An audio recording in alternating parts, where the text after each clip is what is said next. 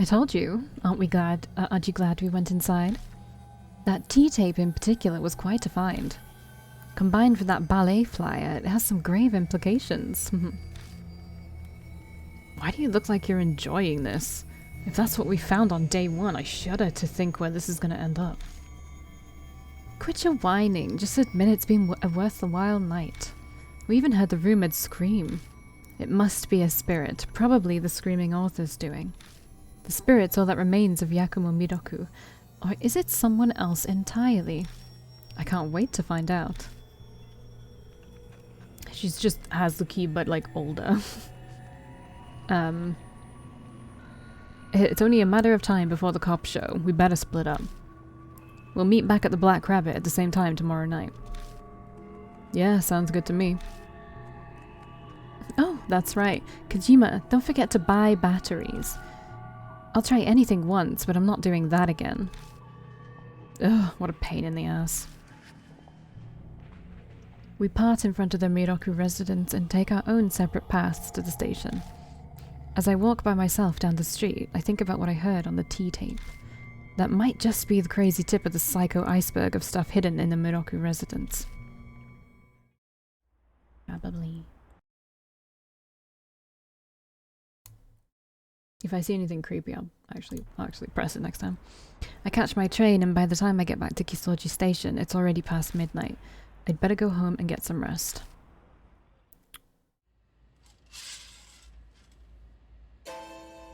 Weird. Hardly anyone ever uses that photo booth.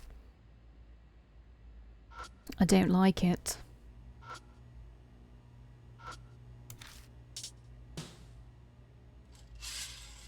I told you I don't like it. No one's behind the curtain. Could have sworn someone was there. Was I just seeing things? But... Alright, bye.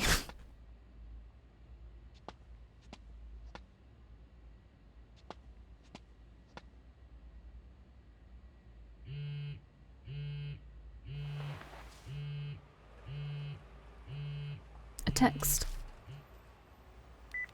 I open up the message.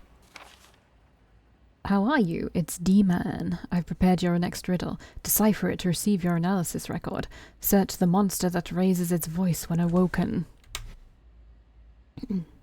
Okay. I'll do that.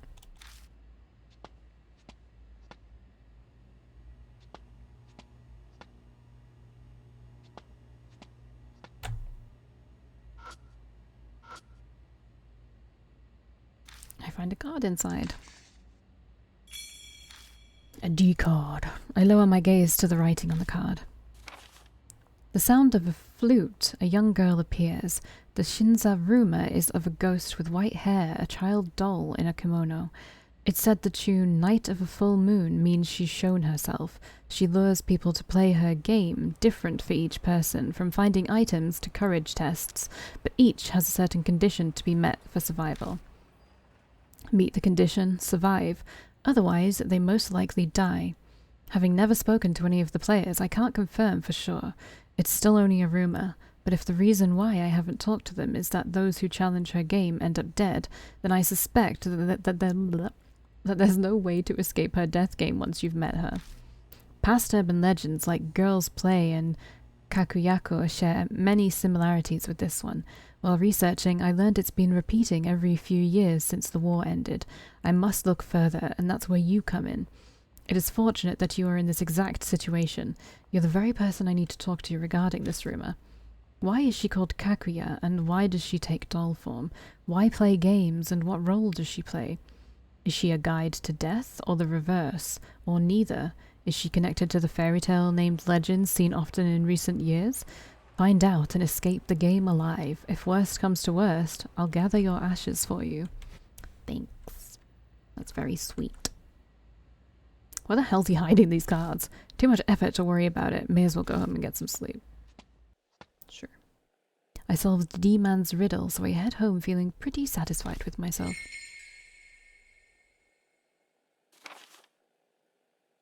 Snuck in Miroku's place, searched until cops came on patrol, found frames to put objects in, found cassette tape, Child T incident report. Little girl went missing on the way back from ballet lessons. Horse tail hair often used for instruments.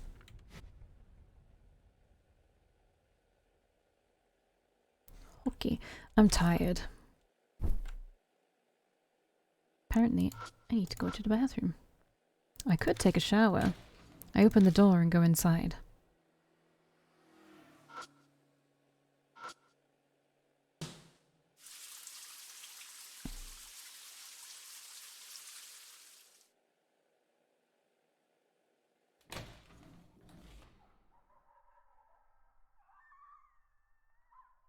What's that noise? Is it coming from next door?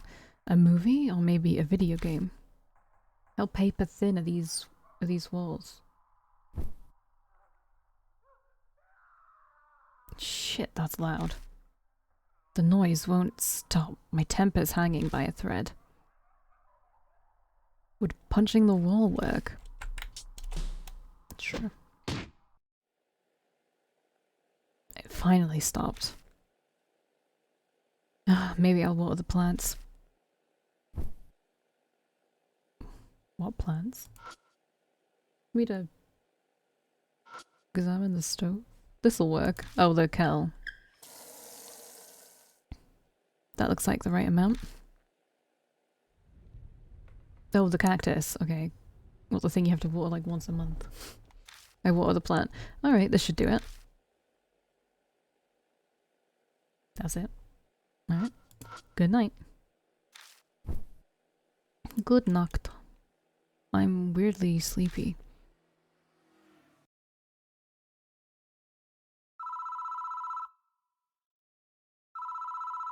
Who could be calling me? On this? Doesn't seem to want to stop ringing, so I reach for the phone. Hello?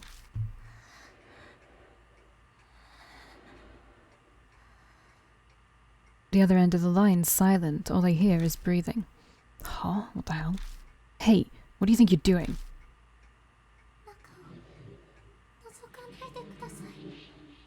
Don't call me at home. Chills run down my spine and my body involuntarily jerks and slams the receiver down. That voice sounded familiar. Someone pranking me, or... They'll probably try to call again. Guess I'll just lie in bed and wait.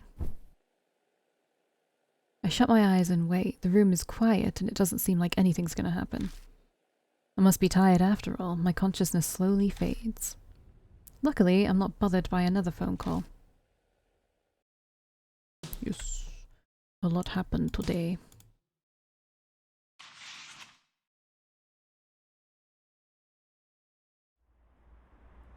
The next day, I wake to an oppressive heat. I drag my listless body outside and trudge to the two electronics shops in search of batteries. Since this is an older battery, I'm not having much luck finding what I need. By the time I get what I set out for, the sun is already set. Because of course, this game only exists at nighttime. Why are the lights on in my room?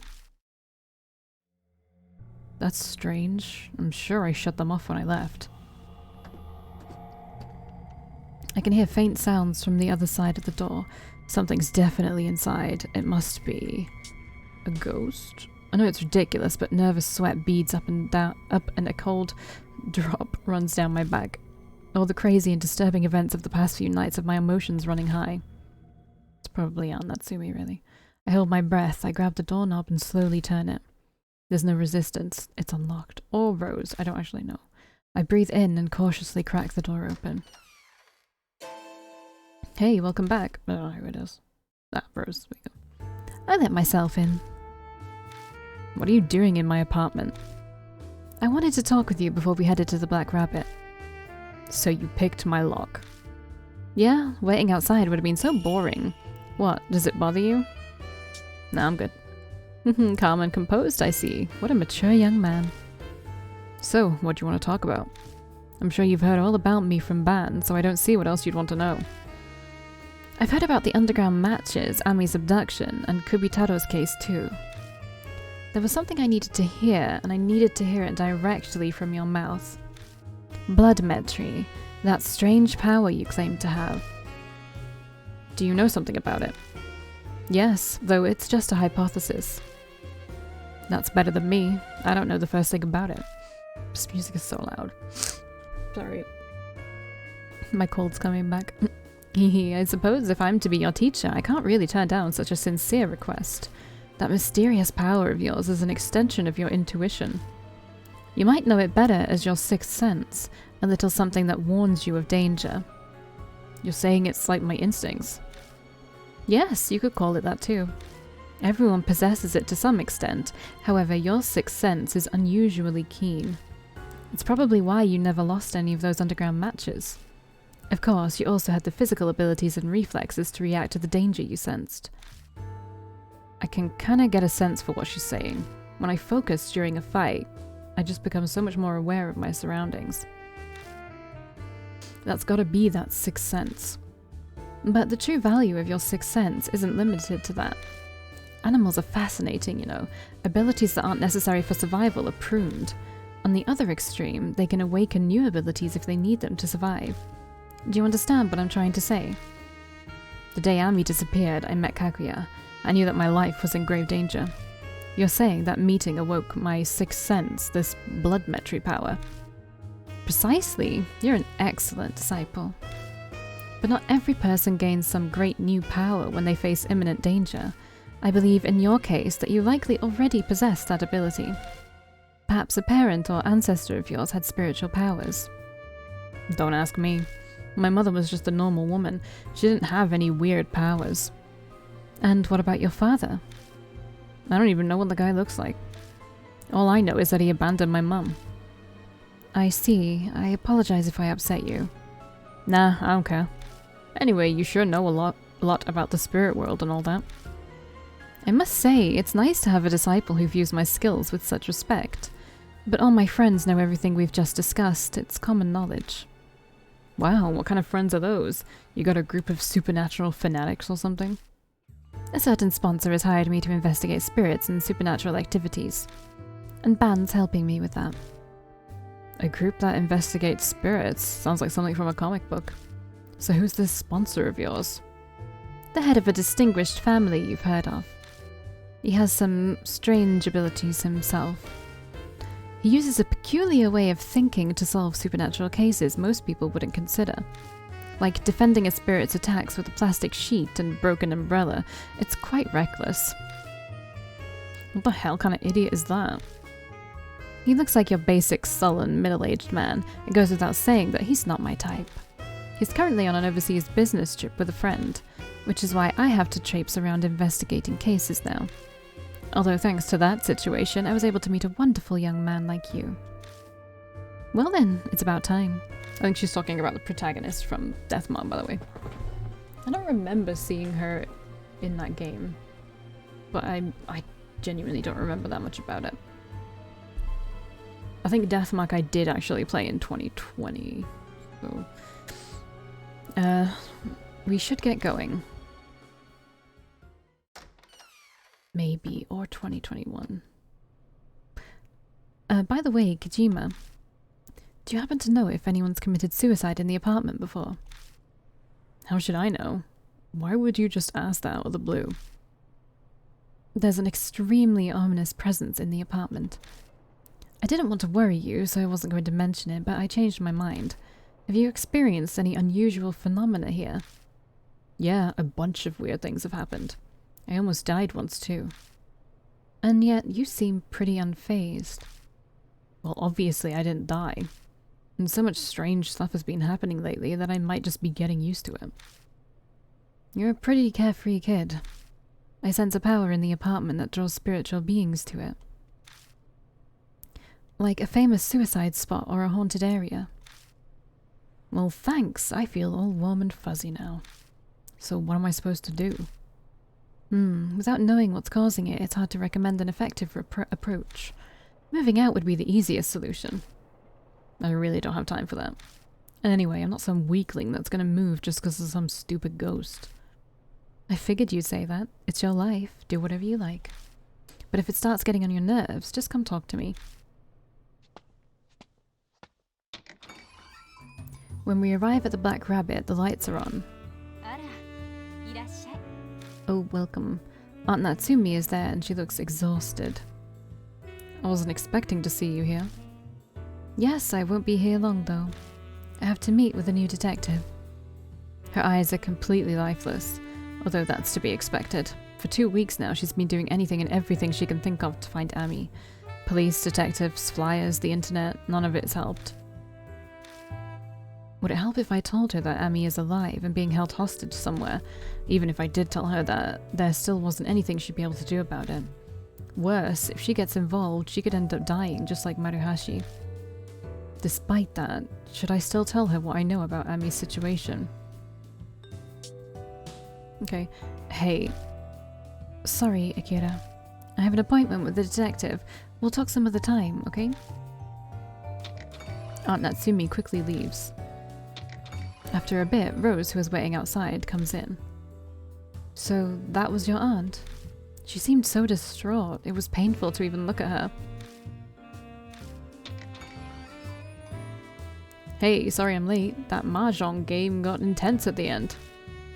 What's the matter? What's got you two looking so serious? You are the most incorrigible, thick-headed man I have ever had the displeasure of meeting. You're beyond all hope. Death would be a kindness to you. Huh? What the heck are you so mad about? I don't have the energy to explain it to you. Well, how's your investigation going? Don't you dare tell me that it slipped your mind and you wasted all your time playing mahjong. Don't be ridiculous. I'm a consummate professional. Here's all the info I found so far. He didn't have any friends or close relatives, so I wasn't able to get much. But I grilled Miroku's publisher and it paid off. I finally got my hands on this. Oh, so he originally wanted to be a doctor, did he? Changing career paths from doctor to an author is quite a drastic life change. The reason he did so is a mystery. Apparently he didn't talk about himself much. But it's doubtful that cash was the reason. The Miroku family is extremely well off. Yes, that's evident just based on that mansion. A poor author wouldn't be able to live like that. Apparently, his publisher never once set foot in that house either. Seems like Miroku hated anyone intruding on his private life. So basically, if we are to learn about his private life, our only option is to rummage through that mansion. That's right. I also looked into what was recorded on that T-tape. The girl disappeared half a year ago. She was last seen at the intersection, about a 5-minute stroll from the Miroku residence. I see, so that's why there are regular patrols around that area. But if that happened half a year ago, why are they still maintaining that patrol route? As it turns out, a number of other girls have disappeared around that area too. They're ancient cases though, so I didn't have time to dig into them. That concludes my report. Good work. Well then, should we head straight to the Miroku residence? We must unveil the truth that lurks within the darkness. True that. We go our separate ways at Kisoji Station, just like yesterday, and each get on the train. Yakumo Miroku, born in 1944, age 55, unmarried. Hometown of Tokyo, surgical intern after graduation. Sudden debut as new popular author at age 27. 1979, release of Dark Fairy Tales kids horror book collection. Became a bestseller, becomes famous as horror author. Last work, Old Bamboo Cutter's Dream, about Princess Kaguya.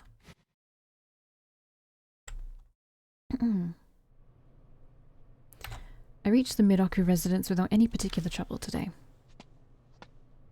Another wonderful night. I feel like we'll make great progress with our investigation. You got here fast today. Well, I learned after my trip here yesterday.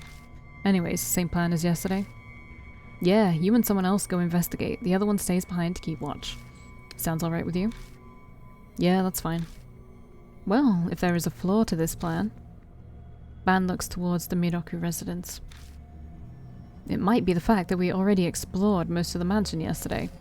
We already checked the hallway, living room, and the bedroom, but there were no other rooms. Hang on a second. From the outside, the mansion looks like it would have a second floor, or at least an attic. But from what we saw yesterday, we didn't find stairs anywhere, right? Wait a moment. That doesn't necessarily have to be stairs, right? Maybe there's a ladder hidden somewhere. Rose makes a good point. I missed those details on my first day of investigation. Let's take one more look around the rooms. That's all we can do. Just have to use our feet, eyes, and hands. Time's a wasting. Let's get this started.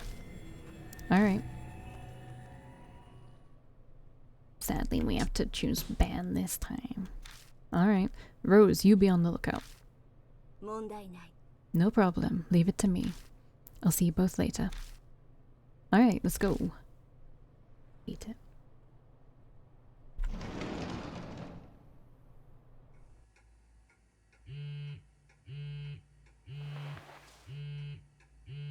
I wonder who this could be. A text. I open up the message. How are you? It's D-Man. I've prepared your next riddle. Repeatedly hurry the movement of the monster that moves without rest. Hey, look at that later. The investigation takes priority. I know, I'm coming.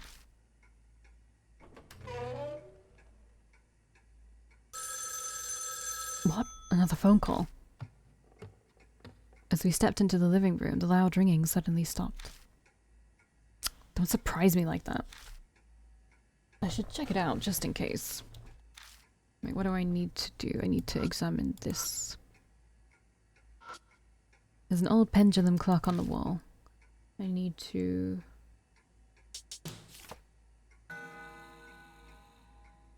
I push the long hand around in a full circle, but nothing happens.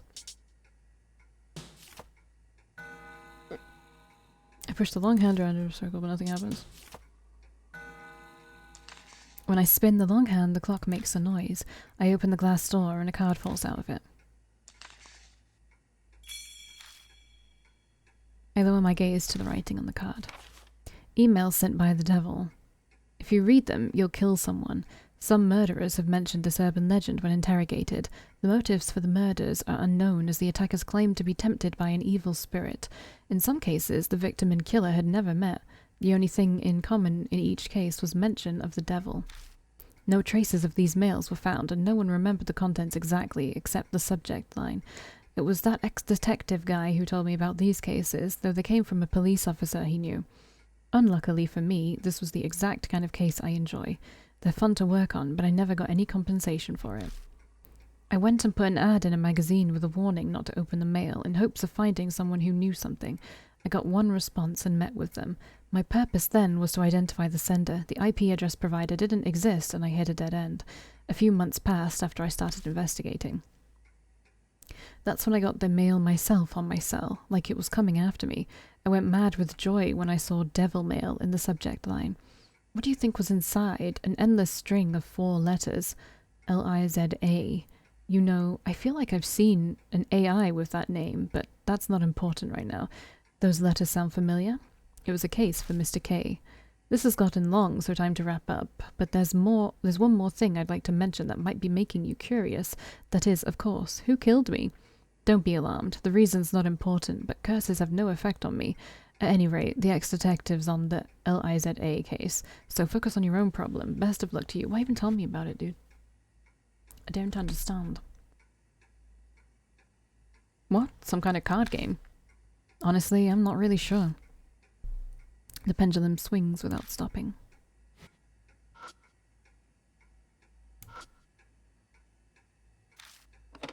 I take the handset and put it to my ear. I don't hear anything. Is the line connected? I turn on the flashlight and follow the telephone line coming from behind the shelf.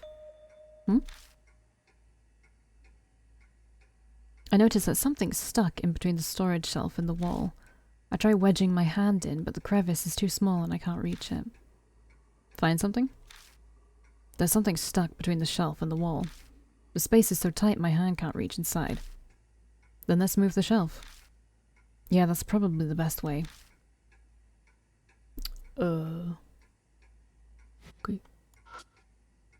Wait, let's have a...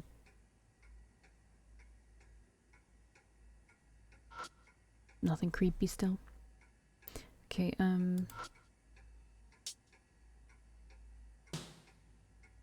let's try it. I'll give you a hand. I think this is why we had to take Ban. Just like we had to take Rose yesterday to picklock something, I think we had to take Ban to move this. Ban and I go to the sides of the storage shelf and, alright, let's do this. Now, harumph. With his call, I pick up the shelf. Perhaps the wood is dense because this thing is far heavier than it looks. Whoa, it's heavier than I thought. We just need to move it a little. Don't hurt yourself, old man. I'm not a senior citizen, damn it. Here goes. We move it a step or two and set it back down. Damn it, almost threw my hip out there. So, did you get the thing? Yeah, it was on the floor. So, what do you think it was? Quit playing around and show it to me. I light up the object with the flashlight and show him. It's a cassette tape labeled H. Looks like it was worth putting my hip at risk. I wonder what's recorded on this tape. Okay. The fruits inside the basket are all so old they've all turned completely black. They're completely dried up. I pluck one fruit off of what seems to be a bunch of bananas. Nice.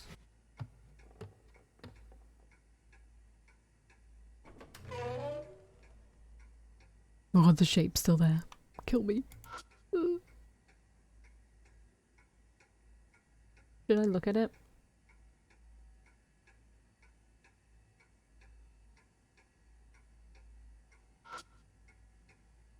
There's an odd bulge in the curtain. Check the curtain.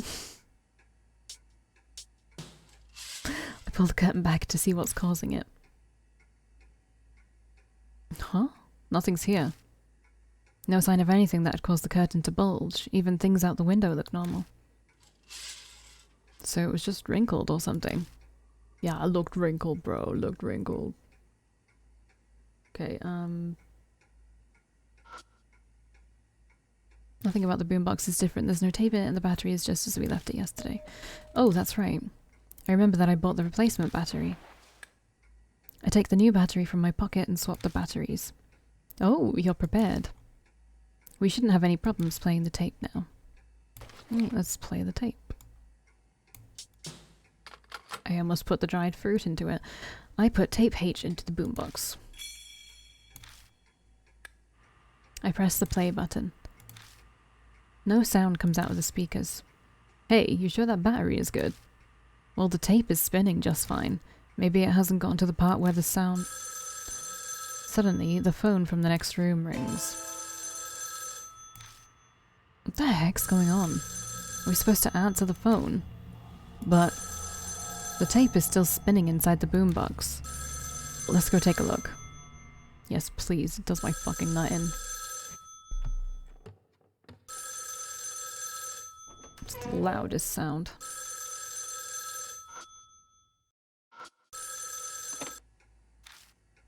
I summon up some courage, take the handset, and put it to my ear.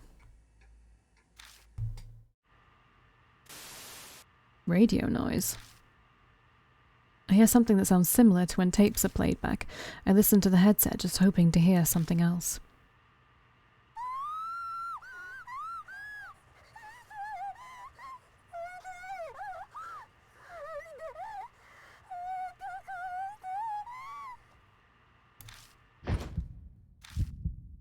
I almost fling the handset away in response to the scream that pierced my ear.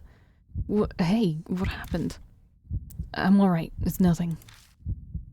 I can't afford to miss any of it. I immediately return the handset to my ear once again. It hurts so much. Please just end it. Just kill me already. The hell is this? I hear a girl's voice pleading desperately. From further away, I hear the murmur of an old man. Sorry, I want to try and keep you alive, but that might be impossible with all 4 limbs cut off. The phone ended with the man's statement. It ended. Judging by your expression, I'm not sure if I want to hear what you heard, but I guess I have to. Tell me what you heard. Alright. I described the girl's scream and the voice of the man who apologized. If what he said about cutting off all 4 limbs is literal and is true, then this is a recording of something truly terrible. The entire time I heard a sound that sounded like a tape noise. I couldn't hear it directly, but I think it was what's recorded on the H tape. All 4 limbs cut off, huh? What the hell's this guy thinking, apologizing when he's the one doing it? Sounds like the logic of a psycho. There's no point in thinking about it. We're trying to figure out why he became a psycho. I guess. Okay,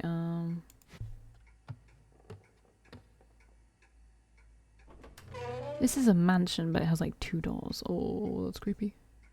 I don't like it. What the hell? I can't contain my shock as my flashlight lights up an object on the ground. I gather myself and look at it again.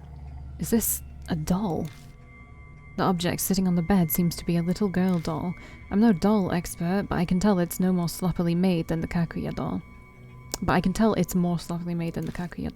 Its clothes are dirty and there are a couple reddish-black stains on it. It's wearing a weird mask.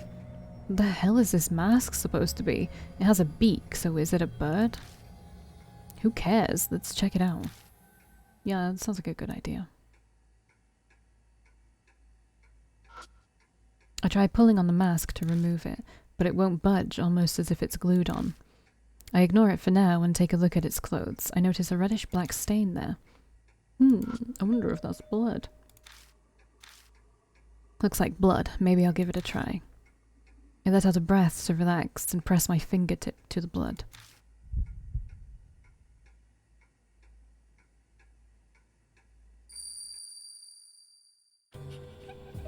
I hear a sniffling crying sound. Along with it, I begin to hear a quiet voice.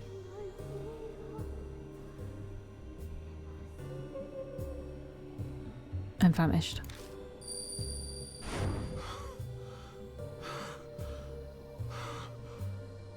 Kojima? Hey, is something wrong? No, I'm alright. I heard a voice. That voice was saying famished. What kind of name is Famish? Wait, is that a serious question? No, I mean, I'm saying that I have no idea what they mean by famished. Oh, that's what you mean. Well, the word famished means hungry. Huh, that's the first time I've ever heard it. Is it from a weird dialect? I feel like this is a way to get around the translation. Let's just leave this for another time. It's a waste of time explaining it. It's strange that a doll would be hungry, but that's what it sounds like it's saying. I'll see you in the next one.